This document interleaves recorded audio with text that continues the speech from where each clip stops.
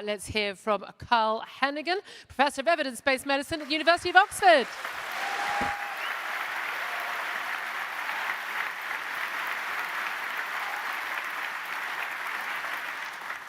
Been so good so far, I feel like leaving, actually. One of the consequences of living in Oxford these days, and the LTNs, is that I find myself having to leave an hour earlier to get here these days, because it is difficult to get through the town. Now, I'm going to take you back. I want you to go back a bit in time to April 2020. Now, one of the things I also do is I'm an urgent care general practitioner. Actually, I'm one of those people who sees people face to face these days. It's a rarity. And I'll be working tomorrow morning. I remember in April 2020, sat outside a care home, and on the door was, "This care home is full of COVID." I'm thinking to myself, now I'm a pretty cool guy, but I actually had bought into the fear.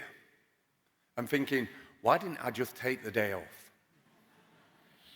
But what I did is, when I went over the threshold, and I saw in that care home there were people working for £10 an hour, I looked in the eyes of these people and I thought, this is where the real COVID problem is. That was complete opposite to what we saw on news agencies like the BBC that were showing you these IC units. What we had was this process where young, healthy people were staying at home, yet in the midst of where the problems were, we had a lack of staff, we had people confined to their rooms and literally dying for a drink. Now, the key is, that was the moment for me where I started to question the status quo seriously. Now, I assume everybody in this room has a point in time when they suddenly started to question what was going on. At some point in 2020, you will have sort of got to a point where you went, there's something not quite right. It may have been in September 2020 when the rule of 6 came into promotion. Or the 10 o'clock curfew in the pub. Because the viruses went to sleep at 10:05.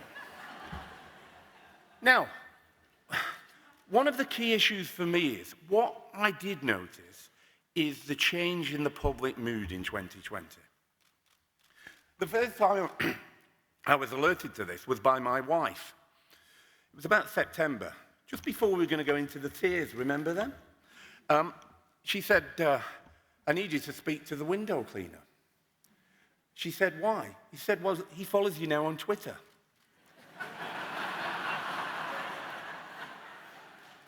And he says, if you give him 20 minutes about COVID, he'll give us a 20% discount, and he wants to talk about COVID on it. So, one of the things that happens is, when COVID is in the news, you can be rest assured, Julia will invite me on to Talk TV. As she did do this Monday. Now, rest assured, believe it or not, if you look at the COVID data today, it's on the downturn again. You've not locked yourself down, you've not done anything different, but it's gone away. As they do, they rise and fall. But one of the things we talked about was Dame Jerry Harris's statement, Chief of the UKHSA, former Deputy Chief Medical Officer. We will be more like Sweden next time, she says. There are people, most of the people have gone, haven't they? But those left are now rewriting their history and backpedaling, despite being supporters of over 200 different policies in 2020. They're now saying we'll be more like Sweden. But I want you to go back, think about the lockdown. Lockdown, in definition in prison, is not locked up. It is confined to your cells. You were confined to your house for 23 hours a day. You were allowed out for 1 hour of exercise, and in doing so, you were also allowed out to go to the grocery store. We were in fact prisoners. And do you know what? We all complied, which is amazing, if you think about it. No, we didn't. Oh, no, you didn't. Now, hot off the press, on the train here, I just told the COVID inquiry on the 18th of October, I will be giving oral evidence, okay? So, 12:30, take the day off, put it on, I'll be on. But one of the two things I'll be happening for.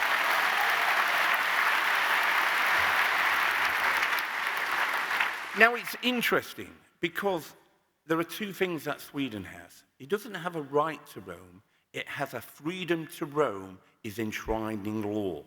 So that's number one legislation I'll be calling for. Nobody should be able to override your freedom to roam in areas unless you are prisoned. That's number one. The second key thing Sweden does is it has independence for public agencies. They are not civil servants and part of the government. They're independent to call out the government. That's the two features we need to have. Only effective legislation will prevent the establishment from enacting future mandates. Okay. Now, again, January 21, I'm moving forward a bit, because January 21 is, again, we ended up in our third lockdown. You know, you think at some point people would have asked questions and say, this doesn't seem to be working. And actually, Julie did invite me onto the show then, and I actually was in contact with people like Jay Bhattacharya at the time, because the modelers had the way, the advisors had the way, and there was a complete silence of science. And one of the key issues here is I want you to think is, what would the UK look like if there weren't skeptics? If there weren't people willing to question the status quo, people like yourselves willing to stand up for what you believe in. Well, actually, just like Sweden is a control for no lockdowns, in fact, we have countries in the world that we know are like that. Countries like China. It would have took at least 3 years to get to the truth. We'll get there in the end, but actually it would have taken much longer, and the outcomes would have been much harsher.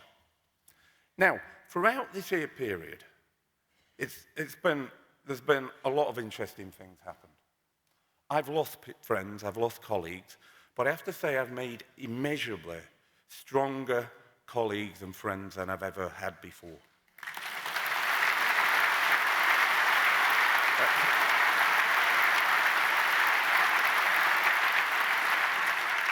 It is immeasurably important in life. It's about quality, not quantity.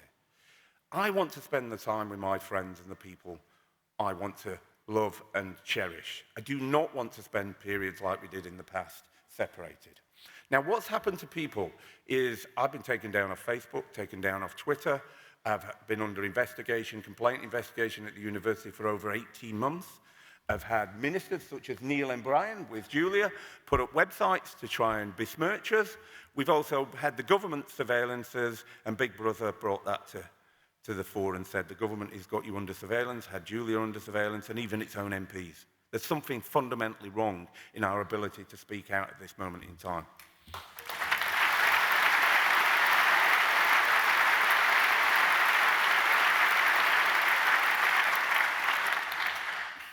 So there's some things I've really learned throughout this. Pay no attention to the modelers. Watch out for those people who speak certainty.